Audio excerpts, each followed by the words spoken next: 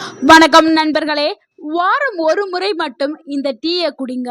உடல்ல இருக்கக்கூடிய பல பிரச்சனைகள் மெதுவாக குறைய ஆரம்பிக்கும். சர்க்கரை அளவு கட்டுப்பாட்டுல இருக்கும், கொழுப்பு கரையும், வயிறு சுத்தமாகும், சர்மம் பிரகாசமாகும். இப்படின்னு பல அதிசய நன்மைகளை தரக்கூடிய ஒரு இயற்கை மருந்தை பற்றி தான் நம்ம இன்னைக்கு இந்த வீடியோல பார்க்க போறோம். அது என்ன தெரியுமா? நம்ம வீட்டுக்கு அருகிலே கிடைக்கக்கூடிய கொய்யா மரத்தோடைய இலைகள் தாங்க. பலர் கொய்யா பழத்தின் நன்மைகளை பற்றி நிறையவே தெரிஞ்சிருப்போம். ஆனா அந்த மரத்தின் இலைகள்ல இருக்கக்கூடிய மருத்துவ குணங்களை பற்றி பெரும்பாலானோருக்கு தெரியவே தெரியாது. இன்னைக்கு இந்த வீடியோல கொய்யா இலை டீ எப்படி தயாரிப்பது, வாரத்தில் எத்தனை முறை அதை குடிக்கலாம், எந்தெந்த நோய்க்கெல்லாம் அது அருமருந்தாக இருக்கிறது, யாரெல்லாம் தவிர்க்க வேண்டும், காலையில குடிக்கணுமா, எப்ப குடிக்கணும், எவ்வளவு நாட்கள் குடிக்கணும் அப்படிங்கிற முழு விவரத்தையும் இந்த ஒரு வீடியோல பார்க்க போறோம். ஸோ வீடியோவை ஸ்கிப் பண்ணாம கடைசி வரைக்கும் பாருங்க. உங்களுடைய உடல் ஆரோக்கியம் மேம்பட செய்யும்.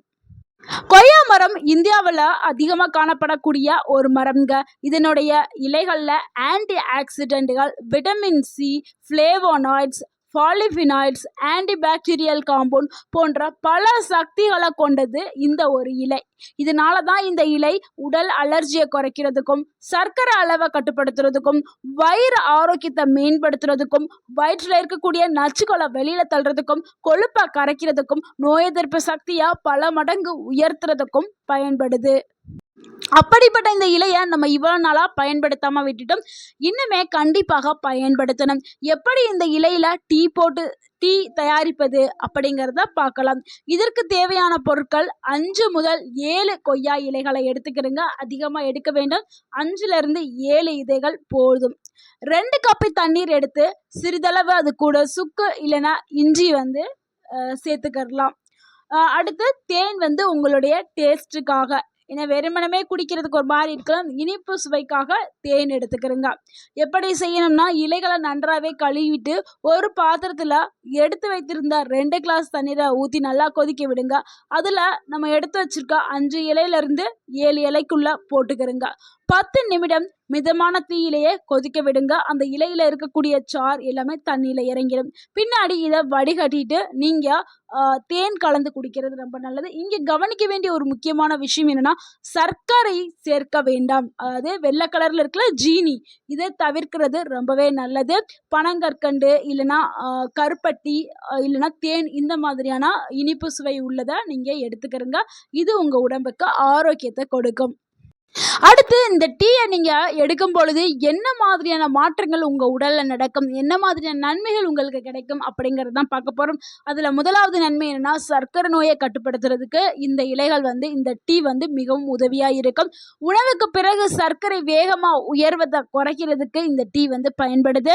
இன்சுலின் செயல்பாட்டை மேம்படுத்துறதுக்கு உதவுது. இதனால தான் பல இயற்கை முறையில் இதை பயன்படுத்திட்டு வர்றாங்க. ஆனால் நீங்கள் ஏற்கனவே டயபெட்டிசன் மாத்திரை மருந்து எடுத்துக்கிட்டு இருந்தீங்கன்னா உங்களுடைய மருத்துவர்கிட்ட நீங்க ஆலோசனை பெற்றுட்டு எடுக்கிறது ரொம்பவே. அடுத்து 2வது நன்மை என்னன்னா, உடல் கொழுப்பை குறைக்கிறதுக்கு இந்த டீ பயன்படுது.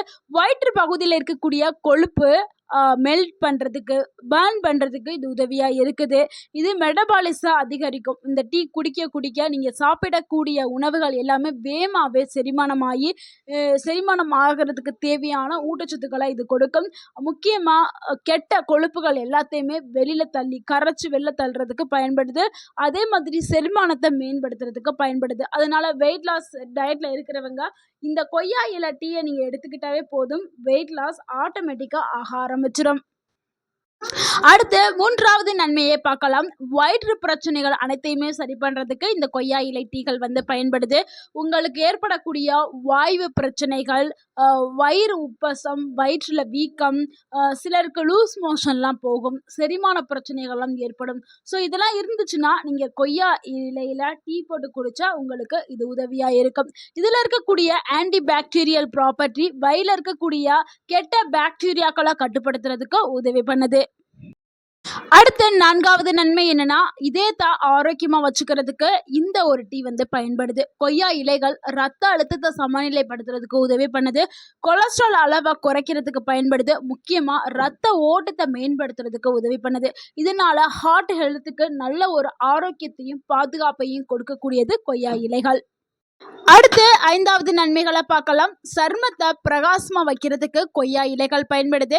கொய்யா இலையில விட்டமின் சி அதிகமா இருப்பதால முகப்பரு குறையிறதுக்கும் சரும அழகை அதிகரிக்கிறதுக்கும் பயன்படுது. வயதான தோற்றத்தை தாமதப்படுத்துறதுக்கும் உதவலாம்.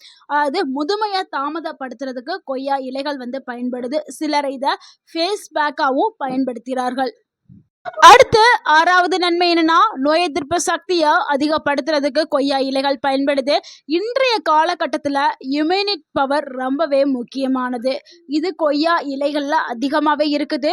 உடல்ல நோய் எதிர்ப்பு சக்தியை உயர்த்துறதுக்கு பயன்படுது. இது அதிகமாக இருந்தால் தான் வெளியிலிருந்து வரக்கூடிய பாக்டீரியா, வைரஸ் போன்ற தொற்றுகளை எதிர்த்து போராடும் தன்மை நம்ம உடலுக்கு கிடைக்கும். அதே மாதிரி சிலருக்குலாம் அடிக்கடி காய்ச்சல், இருமல் இதெல்லாம் வரும். இதெல்லாம் வரதுக்கு காரணம் அவங்க உடல்ல நோய் எதிர்ப்பு சக்தி கம்மியா இருக்கிறதுனால தான். அதனால நீங்க உங்களுடைய உடல்ல நோய் எதிர்ப்பு சக்தியை அதிகப்படுத்துறதுக்கு, இந்த காய்ச்சல், இருமல்லாம் அடிக்கடி வராம இருக்கிறதுக்கு கொய்யா இலை டீயை நீங்க ஒரு வாரத்துக்கு ஒரு முறை எடுத்தாலும் போதுமானது. அடுத்து 7வது நன்மைகளை பார்க்கலாம். வாய் துர்நாற்று மற்றும் பல் சார்ந்த பிரச்சனைகளை குறைக்கிறதுக்கு கொய்யா இலைகள் பயன்படுது. பழங்காலத்துலலாம் கிராமங்கள்ல இந்த இலைகளை தான் பயன்படுத்திட்டு வந்திருக்காங்க. பல் வலி அப்படின்னாவே 2 கொய்யா இலைகளை எடுத்து வாயில போட்டு மென்றால் பல் வலி குறையும். ஏன்னா இதுல ஆன்டி பாக்டீரியல் தன்மை இருக்கிறதுனால வாய் துர்நாற்றை குறைக்கவும், பல் ஈறுகள்ல இருந்து வரக்கூடிய ரத்தம், பல் ஈறு வீக்கம், பல் ஆரோக்கியம், பல்வலி எல்லாத்தையுமே சரி பண்ண இந்த கொய்யா இலைகள் பயன்படுது.